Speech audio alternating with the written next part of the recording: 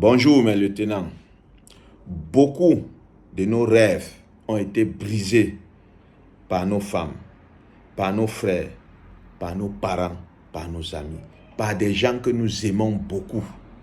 Ce n'est pas parce que eux ils voulaient briser nos rêves, ce n'est pas parce qu'ils voulaient nous détruire. Pour eux, parfois, c'est une façon de nous protéger parce que ils se disent que nous sommes déjà en train de délirer. Imaginez-vous que vous n'avez même pas 5 francs sur vous, vous n'avez rien. Vous n'avez même pas à manger à la maison. Et vous dites à votre épouse, comme tu vois là, j'ai des projets, des millions d'euros. Qu'est-ce qu'elle va faire?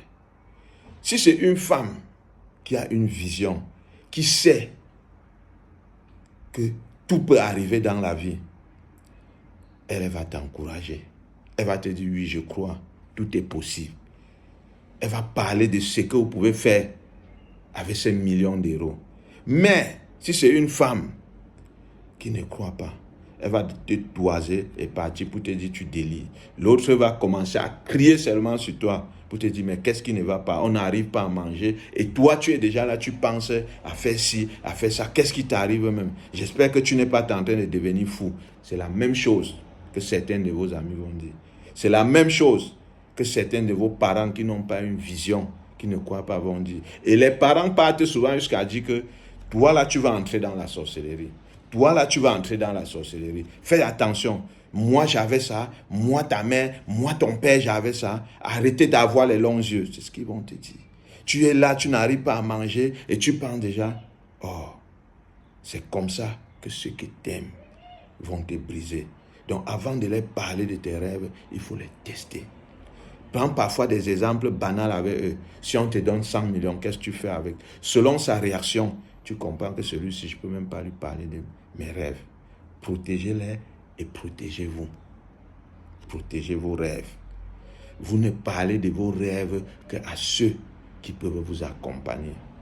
C'est pour ça que vous voyez, dans certains couples, le monsieur cache certaines choses à sa femme. Des amis cachent certaines choses à leurs amis. Les enfants cachent certaines choses à leurs parents. Ce n'est pas parce qu'ils les détestent, c'est parce qu'ils ont vu en des proches, en ces gens, des gens qui ne peuvent pas les encourager, qui ne croient même pas en ça, qui au contraire vont les détruire, qui au contraire vont les rabaisser, qui au contraire vont les traiter même de fous. Ce qui va faire que ça doit détruire les rêves, ça doit les gâter. Et du coup, ils préfèrent garder ça pour eux. Jusqu'au moment où les choses commencent vraiment à fleurir. Parce que l'être humain, quand il voit déjà de ses propres yeux, il peut croire. C'est en ce moment-là que parfois on les fait part. Parce qu'il y a déjà une lumière qui est visible à l'œil nu. Mais ce qu'on ne voit pas là, beaucoup ne voient pas, beaucoup ne croient pas.